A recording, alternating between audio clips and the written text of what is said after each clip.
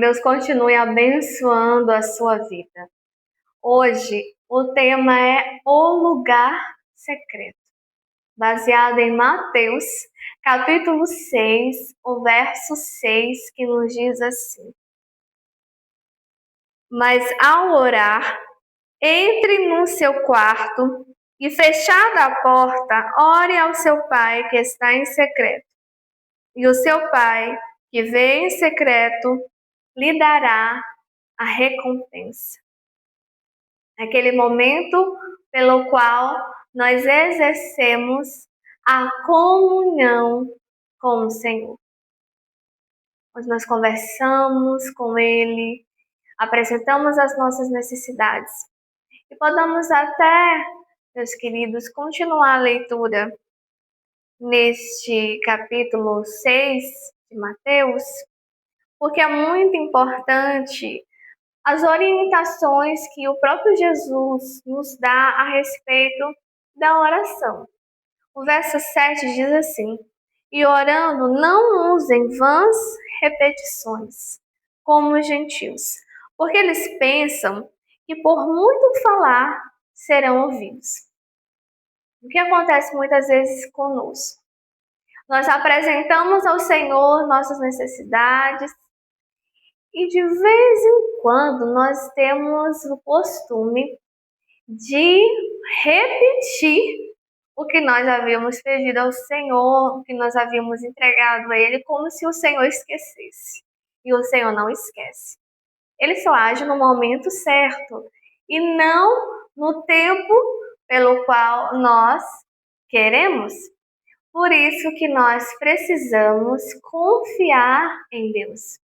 Ter essa sabedoria de se aquietar e saber que o Senhor é Deus soberano sobre as nossas vidas. Então, como eu devo orar? Porque pode ser que você não tenha esse costume ainda. O Senhor nos ensina a orar. Aqui, a partir do verso 9 deste mesmo capítulo, diz assim: Portanto, orem assim. Pai nosso que estás nos céus, santificado seja o teu nome, venha o teu reino. Seja feita a tua vontade, assim na terra como no céu. O pão nosso de cada dia nos dá hoje, e perdoa-nos as nossas dívidas, assim como nós perdoamos também os nossos devedores. Não nos deixe cair em tentação, mas livra-nos do mal, pois teu é o reino, o poder e a glória, para sempre. Amém. Nós, inicialmente, enaltecemos ao Senhor, reconhecemos que Ele é soberano, que Ele é santo, que dele é a vontade, tanto nos céus quanto na terra. Ele nos concede as nossas necessidades materiais, por isso que tem essa expressão, Pai nosso de cada dia. Perdoa as nossas dívidas, as dívidas, meus queridos, referente aos nossos erros que nós cometemos durante o dia, nós precisamos estar confessando diante do Senhor. E o Senhor nos fortalece contra as nossas tentações, nos livra do mal, e esse final é lindo, pois teu é o reino, o poder e a glória, para sempre. Amém. E o Senhor vai ainda mais especificamente falar a respeito do perdão. Olha a importância que o Senhor tem em relação ao perdão e Ele ouvir as nossas orações. O verso 14 diz assim: Porque se perdoarem aos outros as ofensas deles, também o Pai de vocês que está no céu perdoará a vocês. Verso 15. Se, porém, não perdoarem aos outros as ofensas deles, também o Pai de vocês não perdoará a ofensa de vocês. O resumo dos mandamentos, o Senhor diz assim: Amarás ao Senhor de todo o teu coração e de todo o entendimento e ao teu próximo como a si mesmo. Então, nós aprendemos a amar, a perdoar com o Senhor. Isso vai refletir naturalmente no nosso próximo. Essa questão de perdoar, meus queridos, é algo muito divino. Nós precisamos estar em constante oração a respeito disso. Porque a pessoa nos ofendeu, a pessoa nos feriu. E se essa pessoa precisar de você, você vai ajudar? Eu espero que sim. Porque o Senhor Jesus, com certeza, ajudaria. E mais, meus queridos, o que hoje nós podemos aprender nessa vida de feed, que é esses posts que nós colocamos nas redes sociais do Instagram, aquilo que aparece, que é postado, é o que vale. E você percebe que a realidade que as pessoas estão mostrando é de uma felicidade tão constante que as pessoas na vida real, podemos assim dizer, diz assim: nossa, eu passo por tantos problemas e essas pessoas, elas estão tudo bem, elas estão viajando, está todo mundo feliz. E a ilusão das redes sociais. Sim, há conflitos, mas claro que eles não vão postar. E acaba que você precisa ter esse bom senso de entender que em todos os contextos familiares há dificuldades, há provações. E aquelas pessoas pelas quais têm fé em Deus, elas passam com perseverança, passam com ensinamentos, têm um contexto de vida de esperança. Mas infelizmente, algumas pessoas que postam no Instagram, no feed ou em outras redes sociais, elas não têm tanto essa questão da fé enraizada nas suas vidas. E podem ser que se sintam sem propósito e sem sentido. Por isso que é importante nós estarmos falando do amor de Cristo. Nós estarmos compartilhando palavras de esperança com tantas pessoas necessitadas, tantas famílias, tantos jovens sem esperança, sem sentido de vida. Jesus vem e fala aos nossos corações e transforma as nossas vidas de tal forma que nós temos propósito, nós temos sentido de vida e nós temos paz e esperança. Até a fé pode ser transformada em uma vitrine. Foto da Bíblia aberta, uma frase de efeito, uma selfie no culto, uma história de um projeto social, mas com qual finalidade? É só um checklist? Ah, eu fiz isso, fui no culto. Ah, hoje eu li a Bíblia. Ah, hoje eu fui boa com uma pessoa. Check, check. No final, qual é a razão de você fazer o bem? Qual é a razão de você estar indo para a igreja? Qual é a razão que você está fazendo essa ação social? É para glorificar o nome de Deus ou para você aparecer? Tenha muito cuidado. O que nós precisamos ter é uma vida no secreto. Porque é na vida no secreto que os milagres acontecem.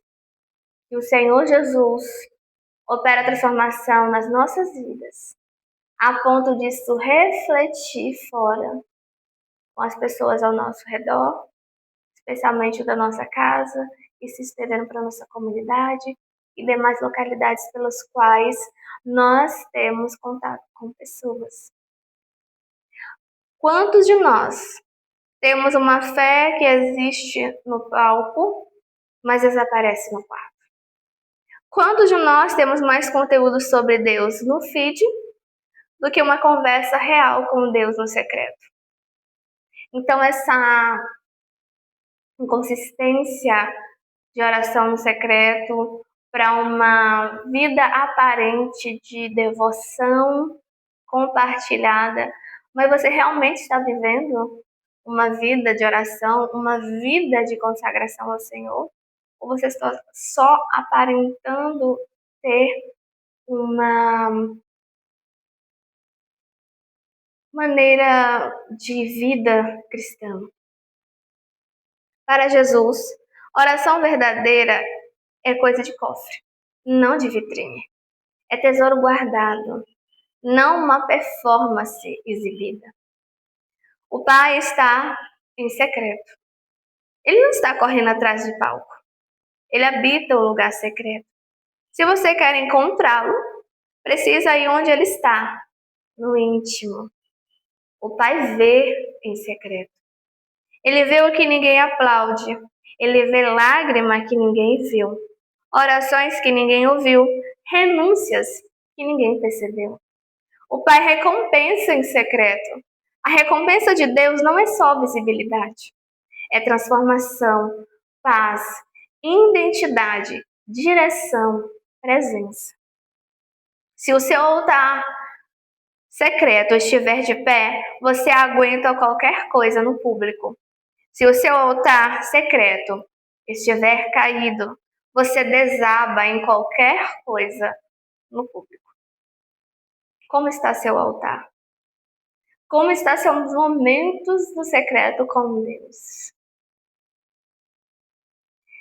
Nós percebemos como está a nossa espiritualidade quando vem as provações mais intensas nas nossas vidas. Se não construímos o nosso altar no tempo calmo da bonança, na dor, o Senhor vai te chamar para reconstruir esse altar, para que você reafirme sua aliança com Ele. Mas não espere um dia ruim. Faça hoje. Reconstrua o seu altar de adoração ao Senhor, seu culto pela manhã, suas orações, seu clamor, seu derramamento diante da presença dele, reconhecendo que depende do Senhor. Que o Senhor precisa transformar a sua vida. Na minha casa, nós temos o culto familiar, os cultos individuais que nós fazemos. Eu também tenho alguns cultos que eu faço ao meio-dia e também no final da tarde. Esse é ao meio-dia para 1h da tarde. Se você não faz, eu sugiro que eu faça. Eu já recebi muitas respostas de oração nesses horários. E eu percebo que, como Daniel fazia, orar 3 vezes ao dia, e estar realmente também conversando com o Senhor ao longo do dia, mas a gente precisa ter esse local, nesse momento, esse horário específico da oração no secreto, para a gente ser fortalecida, realinhada, assim, muitas vezes, no propósito que o Senhor tem para as nossas vidas. Meu lugar no mundo é no quarto secreto do meu coração, onde Deus me vê sem máscara e me ama sem medida. Como o nosso Deus é bom, como Ele nos ama. Esses momentos preciosos no secreto, eu por viver isso, digo a você, querido jovem, que tenha essa vida de oração. E vemos milagres de que é ter a presença do Senhor, que é ouvir a voz do Senhor, ver as portas se abrindo, tudo se endireitando. E você também, que é criança, adolescente, família, que vocês tenham momentos de oração, de louvor, jamais deixem de fazer isso. E se vier algum momento ruim, aí que você precisa orar mesmo e louvar o Senhor. Porque o Senhor é digno de nossa adoração em todo o tempo. Romanos 8, verso 28, eu amo esse verso. Ele diz assim: sabemos que todas as coisas cooperam para o bem daqueles que amam a Deus e são chamados segundo a um propósito. O Senhor ama você, ama a sua família, mas Ele precisa de mais tempo com você no secreto. Por isso, restaure seu altar, organize a sua vida de oração, clame ao Senhor, especialmente nesses tempos maus que estamos vivendo. Nós precisamos estar ainda mais ligados ao Senhor. Amém? Vamos orar. Pai querido, eu amo estar no lugar secreto em oração. Acredito que muitos já o faz, mas alguns acredito que pela correria da vida tem deixado um pouco de lado esses momentos especiais contigo. Mas o que adianta, Senhor Deus, correr atrás de tantas coisas e no final, Senhor, ter tanta preocupação, aflição muitas vezes. E o Senhor quer cuidar de nós, das nossas necessidades, mas para isso nós precisamos reconhecer sua voz e para isso é necessário ter esses momentos no secreto em oração. É preciso dobrar os joelhos, é preciso muitas vezes até nos silenciar. Nós estamos pedindo, tem o seu momento. E precisamos agradecer mais, Senhor. E relembrar de tudo que o Senhor tem feito nas nossas vidas. Nós reclamaríamos menos ou deixaríamos de reclamar e teríamos, Senhor Deus, ainda mais leveza. Porque o Senhor tem sido bom em todo o tempo. O Senhor é fiel em tudo que faz. Continua nos abençoando. Nos faça, Senhor Deus, mais semelhante ao Senhor. E que no secreto seja um momento de preparação para sermos luz e abençoarmos as pessoas com a luz da tua esperança. Em nome de Jesus. Amém. Que Deus abençoe você e até amanhã.